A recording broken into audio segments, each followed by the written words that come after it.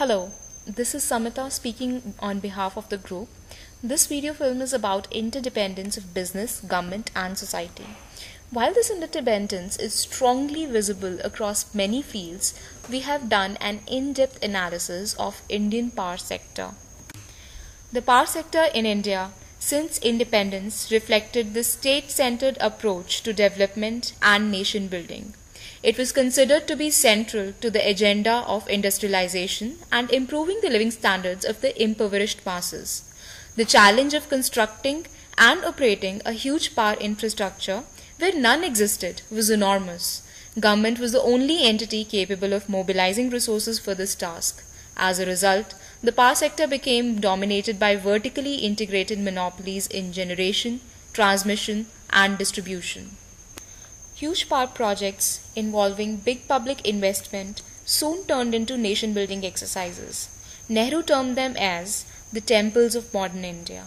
An unwritten social contract had developed in which state became the guarantor of provision of electricity and citizens accepted its roles unquestioningly. Power was a public good now. The Keynesian arguments for an activist role by the government were accepted. Economic concerns such as profitability and competition, social concerns such as environmental sustainability, and governance issues such as public participation, accountability, and transparency were all put to back burner.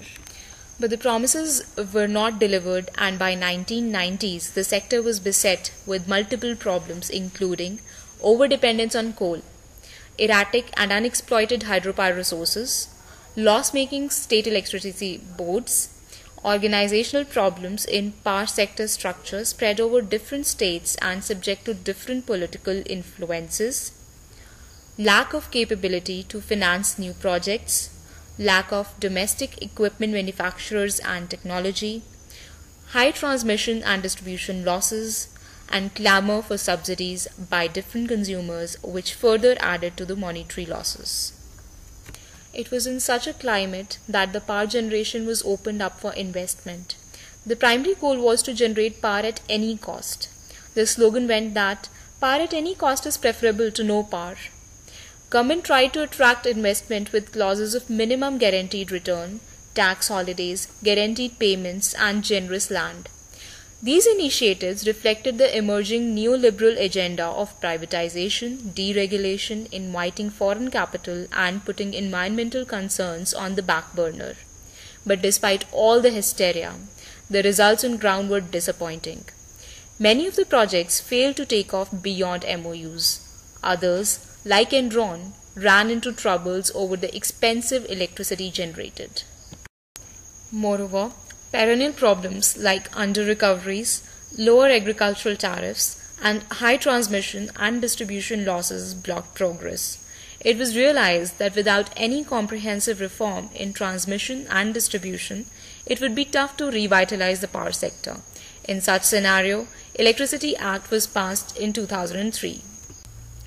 Its primary aim was to unbundle the SEBs, make generating companies financially secure from defaulting SEBs, giving them freedom to sell directly to industrial consumers, allowing captive power generation, and opening up access to transmission and distribution system. However, political favoritism forced the government to continue providing cheap power to agriculture and domestic consumers.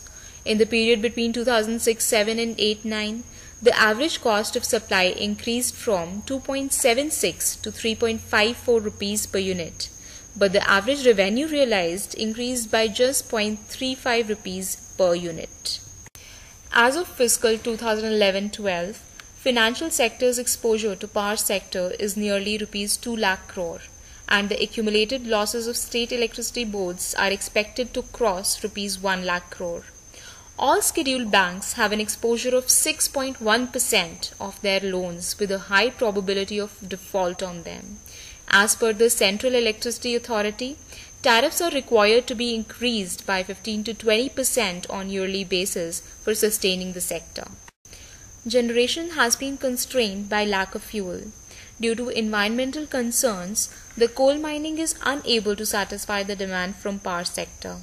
The ambitious ultra-mega power projects are either behind schedule or lying idle for the want of fuel.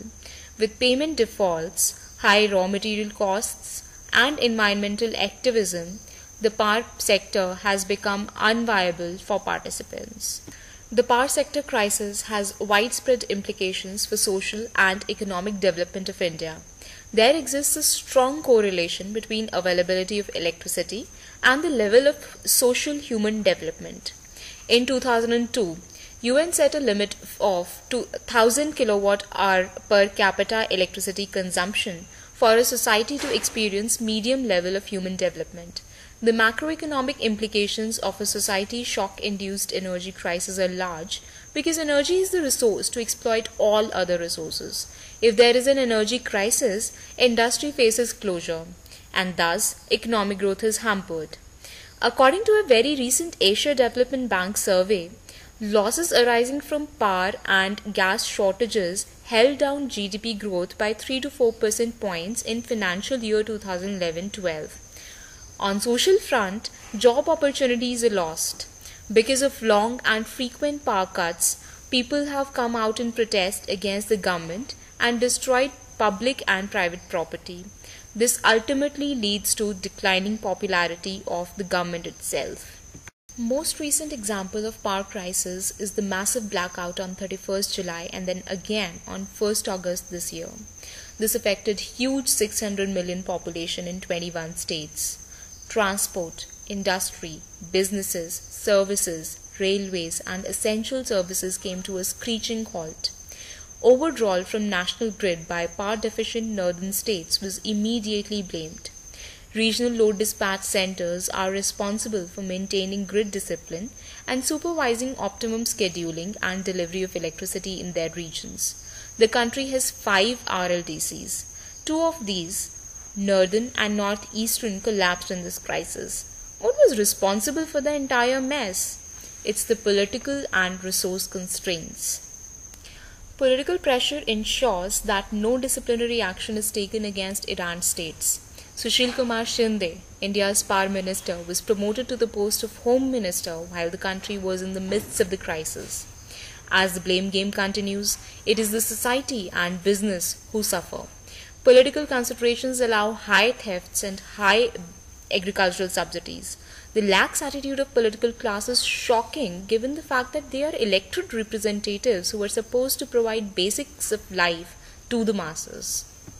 What is apparent that the society and business need power to prosper, which cannot happen easily without getting the financial and technical resources of the private sector. Our government has to provide a stable and secure business and regulatory environment for this to happen. The needs and objectives of the business, government and society cannot be met without bringing about a convergence in their agendas. Until such a realization happens, India will continue to grope about in dark alleys.